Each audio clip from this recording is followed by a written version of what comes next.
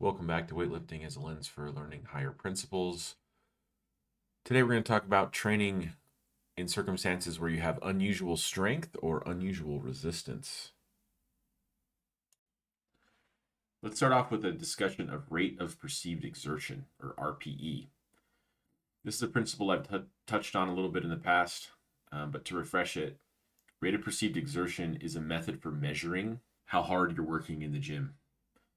And it's a way to gauge your progress as opposed to just looking at the output.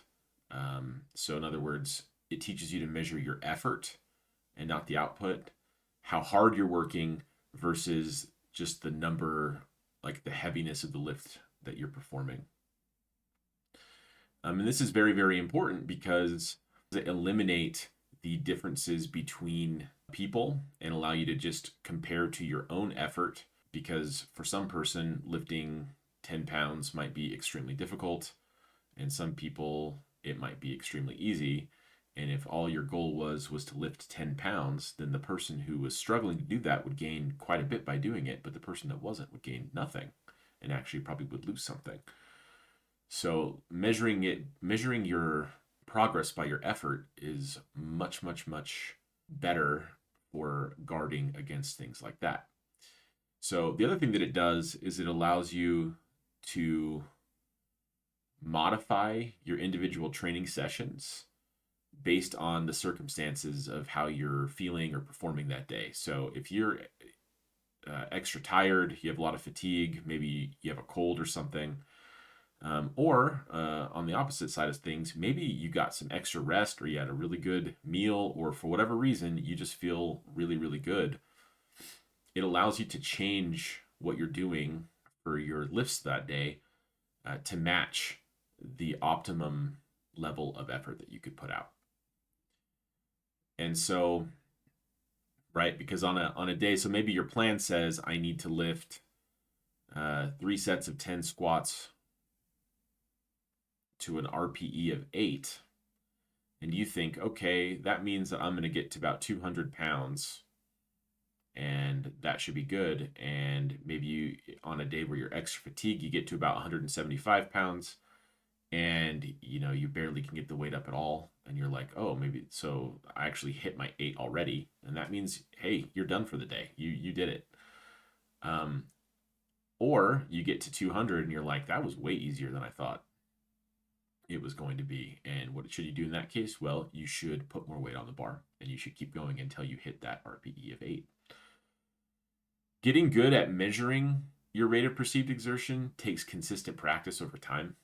And it's a model that you build, and it gets better and better as you just get more experience.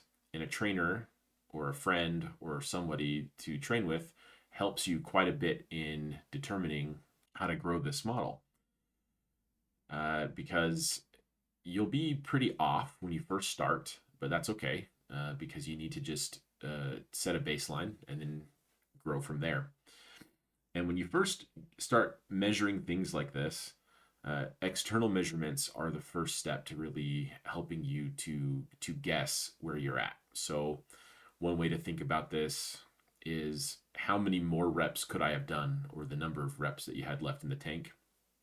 So if you're deadlifting and you need to deadlift to an RPE 8, that means that you have somewhere between 1 to 2 reps left in the tank, or you could have done maybe 2 more times before you were fully exhausted and could not lift the bar anymore. Or you could look at something like bar speed. So if you're picking something up off the ground in a deadlift and that bar just flies right up super fast, and you get to your planned rep range and that bar's still going really fast, you probably aren't at the optimal RPE for that lift. However, when you see a noticeable drop in bar speed, it's taking you a lot longer to lift it up. That's a good indicator that you're probably hitting the exertion that you need to hit. So those external measurements are what you can start to base things off of. But as you go over time, you'll start to notice more internal, right? You'll know exactly how your body feels. You can measure the level of burn that you're feeling in your muscles, or fatigue, or maybe if you're doing more of an endurance type training, like you can tell your heart rate, or how easy it is to breathe. All these things factor into your perceived exertion. And the really nice thing about RPE is that if you truly hit uh, what you honestly and sincerely believe is the exertion that you're meant to, that you feel no qualms whatsoever about stopping where you are for the day. It completely eliminates worrying that you're not doing enough. So RPE is useful again because it is fully unique to you. It's not based off of the average of what everybody else is doing. It's not based on a comparison to somebody else. It's not based off of a statutory standard. It is based off of your own sincere perception of the effort that you're putting into what you're doing. And it can only increase based on that perception, and you are the one that gets to choose to do that. So it's extremely unique and individual. And it will eliminate any feelings of guilt or any feelings of lack of progress that you might be tempted to have when you don't hit the weight that you thought you might hit or plan to hit or did the number of lifts that you plan to do for that day, due to things like illness or fatigue. If you put in an effort to still hit the RPE and you hit it, then you're done and you can feel good about that effort. Also, very important, it eliminates the desire to take it easy when on a day when you're like super jazzed and ready to go. And if you've ever had the experience where you get into the gym and you start doing an exercise and you're like, oh, my muscles are working, they're firing a lot better. I have a nice connection in this particular muscle, so I'm gonna keep pushing it. Or something that happens to me once in a while is you get kind of used to feeling a little bit of stiffness or soreness and maybe in a joint. And sometimes I'll get under like a heavy lift and I'll squat down, for example, and like there'll be absolutely no pain and everything just feels like it's flowing naturally. And it's like, oh, this is going to be a really good day. I feel great.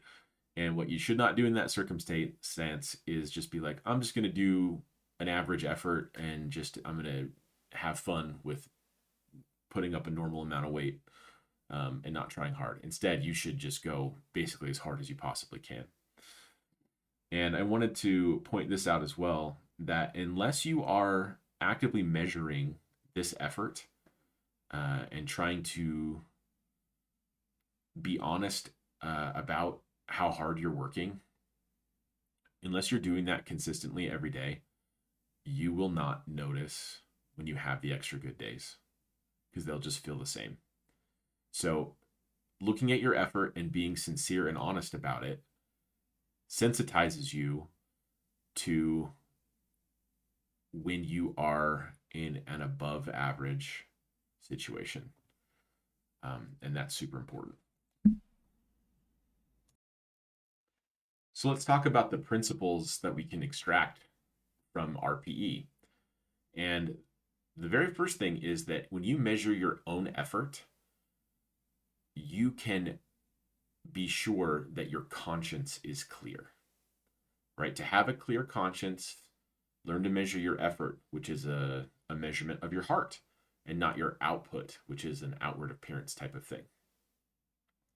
So you can measure your daily walk with God by your effort that you put into it. And again, just like with the weightlifting example, this allows you to modify your day based on circumstances. So again, fatigue, illness, rest. Maybe you have an unusual strong desire to commune with the Lord that day. And if you find yourself in a situation like that, the response is not to say, oh, I really, really feel like I want to pray and really, really, really want to seek the Lord today. I'm just going to do the same thing that I do every day. No, it's to go into a mode where you are seeking Him harder and with all your heart. Just like RPE, keeping your conscience clear takes consistent practice over time. And you do build a model and it gets better. And having someone who can point out to you or pose questions to you about, hey, did you really think that was a good idea or not, is very, very helpful. But again, you have to start somewhere. And as you get into your daily walk and you go throughout your day and you ranking and prioritizing the things that you need to do, it becomes very easy to go from these external measurements, which would be something like keeping the commandments that you find in the scriptures, which is a good first step, but it's not the end. Um, Going from that to an internal model where you listen to what your conscience says. And if you need to work harder on something or do something longer, you do it. And if you need to stop earlier than you were expecting, then you stop that too. And just like in RPE with lifting, when you use your conscience as an indicator of your righteousness, for example, and someone who does not violate their conscience at all is somebody that's righteous, somebody that's becoming like God. And it is unique to you. Your conscience is unique to you. Your circumstances are unique to you. And the instruction that you receive from that conscience, which is the voice of God to you, will be unique to you. And if you're listening to your conscience, you will not have guilt or feel lack of progress when you're not able to do all that you wanted to do or plan to do. It's as simple as that. It will also stop you, again, from taking it too easy when you are blessed to have a day where you have unusual strength or desire, or the circumstances just align in your favor. And if you are listening to your conscience every single day and not violating it, you will then notice when you have these extraordinary good days. And I've seen that principle play out in my life many times.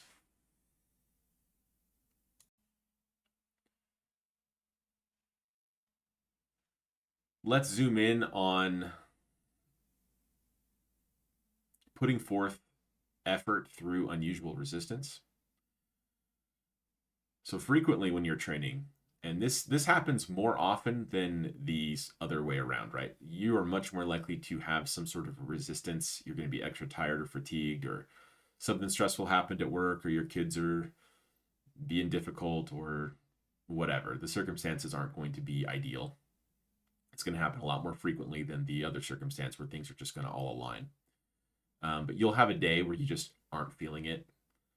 And when this happens, the very first thing that you need to do is rejoice. You need to be happy and cheerful and grateful that you have an opportunity like this, because this is a gift that allows you to hone your character and to lean into the challenge.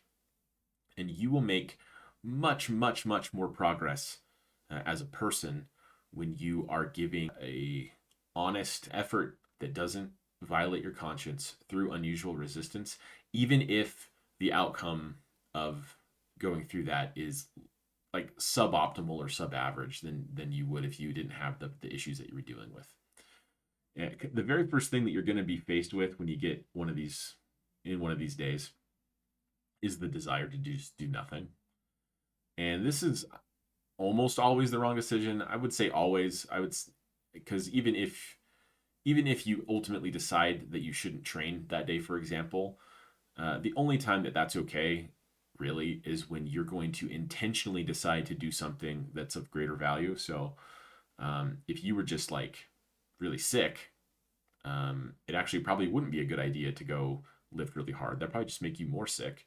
But you should, with intention, go home and rest, not use it as an excuse to just go do a bunch of nonsensical things that aren't going to get you what you need. So don't just use it as an excuse to bum around on the couch and watch Netflix or something, but go home, intentionally rest, look up what things would be most helpful for you to get better and rest. There's lots of good information out there about recovering from illness, for example, and then do that instead. And so in that case, that would be the right decision. But in almost every circumstance, you're not going to be deathly ill. You're just going to kind of feel like you don't want to do anything. You're going to be a little bit tired. And so in that case, push through that and understand that all the progress and growth that you have on the table requires resistance, right? There's got to be opposition to what you're doing in order for you to get stronger. And that's the whole point of weightlifting, and that's the whole point of life. And this extra resistance is a gift. that will pay extreme dividends. It allows you to submit to God, to His will, um, and to really show Him what your heart is. And when you start to see this pattern of unusual resistance, like if you set a goal, like this is something that's pertinent to my life. I have a goal to get up early in the morning so that I can spend some uninterrupted time with the Lord before the rest of the day just gets going. And I purposely set that time to be not comfortable for me to get up to. So it's much, much earlier than I would want to get up. And most mornings, when I wake up or my alarm gets me up, the first thing that I feel is resistance, which is this just desire to turn back over and go back to sleep. And as I've sought to lean into that feeling, it's become a feeling that I now associate with being able to sincerely get up and go do that and submit myself to God. And so you can actually be much more sure of your sincerity in wanting to do something if you offer that gift willingly despite the resistance that you feel. And the resistance allows you to see that. If you were going to look up, like in the scriptures, for example, people who were going through periods of unusual resistance, you look for things like sorrow, a heavy heart, weighed down, tribulation, mourning before the Lord, or you would look up topics like descending. And I have a couple of scriptures here I wanted to share that showed when people were going through things like this, and that there were great blessings that came both to them and also to other people because of their willingness to go through this unusual resistance with optimal effort. So this first one comes from Alma, and it says that it came to pass that while he was journeying thither, being weighed down with sorrow, wading through much tribulation and anguish of soul, because of the wickedness of the people who were in the city of Ammonihah, it came to pass that while Alma was thus weighed down with sorrow, behold, an angel of the Lord appeared unto him, saying, Blessed art thou, Alma, therefore lift up thy head and rejoice, for thou hast great cause to rejoice. For thou hast been faithful in keeping the commandments of God from the time which thou receivest thy first message from him. Behold, I am he that delivered it to you. And so Alma, despite suffering many horrible things and being greatly weighed down with sorrow, continued to push through those feelings and those trials. And because of that, an angel came to him and told him to rejoice, and it informed him that the Lord was very happy with what he'd been doing. And if you were to continue reading in that chapter, you would see that as soon as the Lord gives him, through the angel, the instruction to go back to the place that was causing him all the trouble, it says Alma speedily goes back. And so you can see that he flipped from unusual resistance to unusual strength. And that also is a principle where, in my experience, you usually have the first. And if you pass the veil or the gate of the first thing, which is having unusual resistance, then you're blessed with the unusual strength to do something even greater. Another extremely pertinent example is that of Jesus himself. And this comes from Matthew 26, where he is just about to go into the garden and to suffer for the sins of everyone. And even Jesus himself said, My soul is exceeding sorrowful, even unto death. Tarry ye here and watch with me. And you can imagine what great weight must have been on the Lord as he was about to go and do that thing, having known what it would entail. And despite that, he went and did it anyway. And think about the outcome of his willingness to do that, both for himself as he's become exalted above all things, but probably in his own mind and definitely in ours, the benefit to all of us, having then an opportunity for us to repent and come unto him and learn to be like him.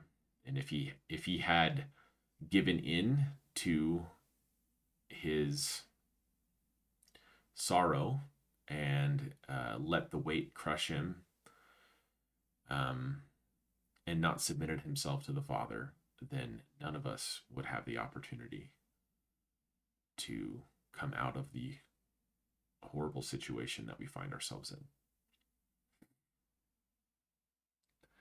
One other one, just to highlight that this is not a unique principle to the Lord, right? From the Acts, we read, confirming the souls of the disciples and exhorting them to continue in the faith, and that we must, through much tribulation, enter the kingdom of God. So it's a requirement and a blessing to have unusual resistance, because this is actually those situations that hone your discipline, your character, your name, your spirit, and allow you to truly offer a broken heart and a contrite spirit to God. Something that is much harder to do when there isn't such an obvious reason to do it.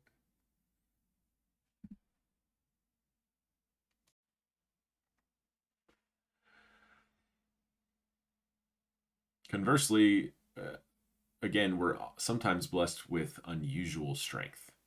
And these are rare when you're training, especially if you're training consistently, because you do tend to accrue fatigue over time and a whole bunch of other circumstances. But every once in a while, get to the top weight you're thinking you're going to, and you say, oh, that went up way easier than I thought. And then, if you have a good friend like I do, then they say, well, you should put some more weight on there. And then you do, and you get to rejoice in what you can achieve.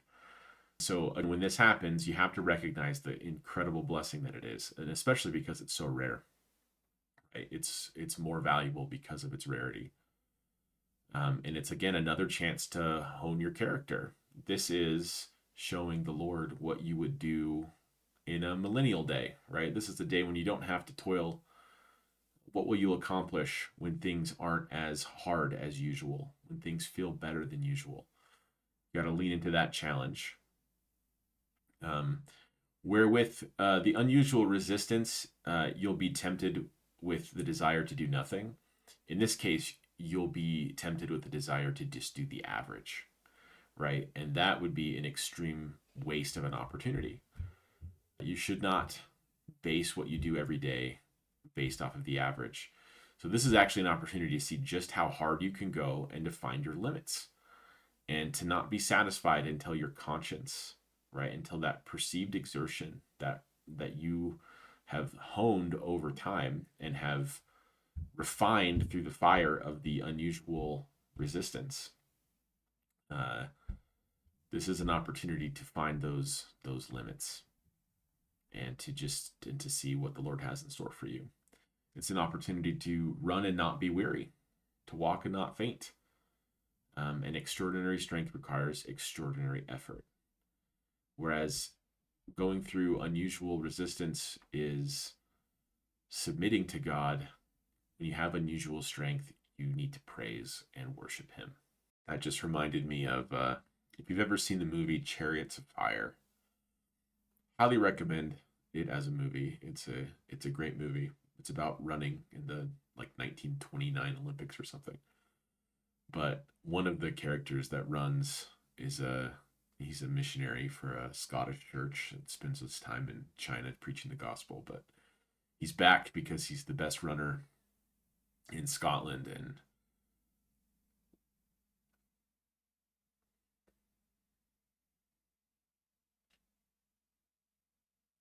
he's trying to explain to his sister why he has to run, and she's trying to get him to go back to the ministry and not forget what he's been doing. But he says that when he gives his all-out effort,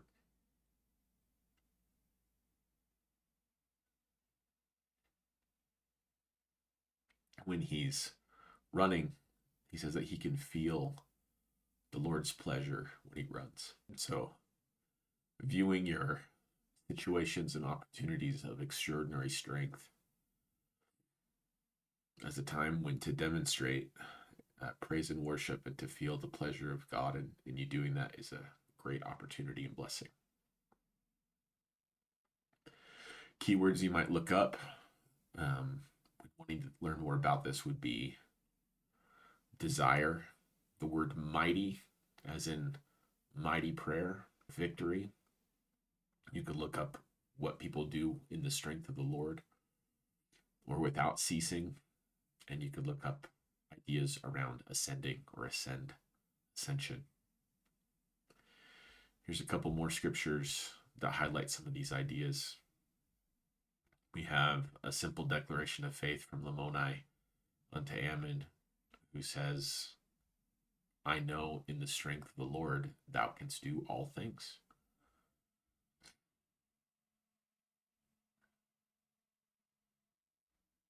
Enos felt this. His soul hungered. That's a key word too, for unusual strength, right? You have unusual desire towards God. His soul hungered. He kneeled down before my Maker, and I cried unto him in mighty prayer and supplication for mine own soul. And all the day long did I cry unto him. Yea, and when the night came, I did still raise my voice high that it reached the heavens. So you can see the unusual effort, that all day long prayer. And then a great one from Helaman, where Nephi, the son of Helaman,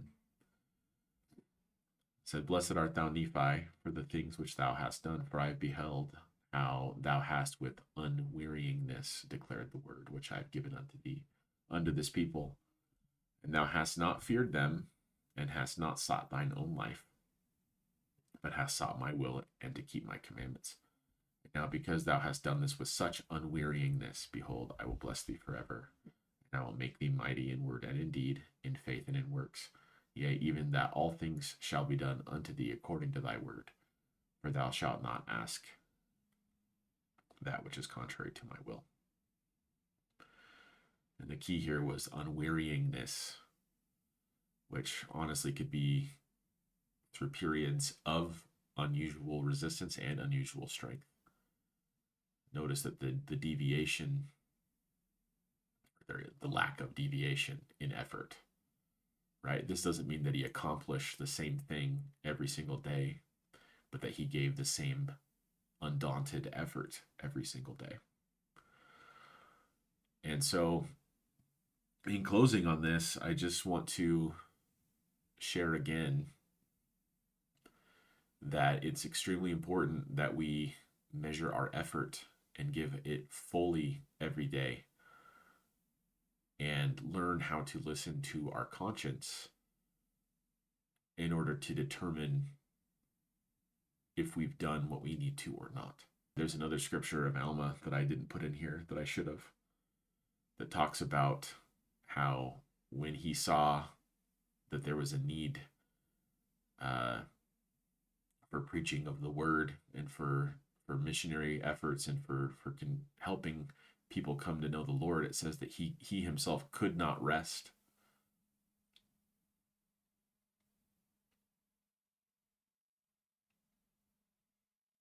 And that lack of being able to rest is his conscience. It's that voice of God inside of him, urging him to do more. And he listened to it.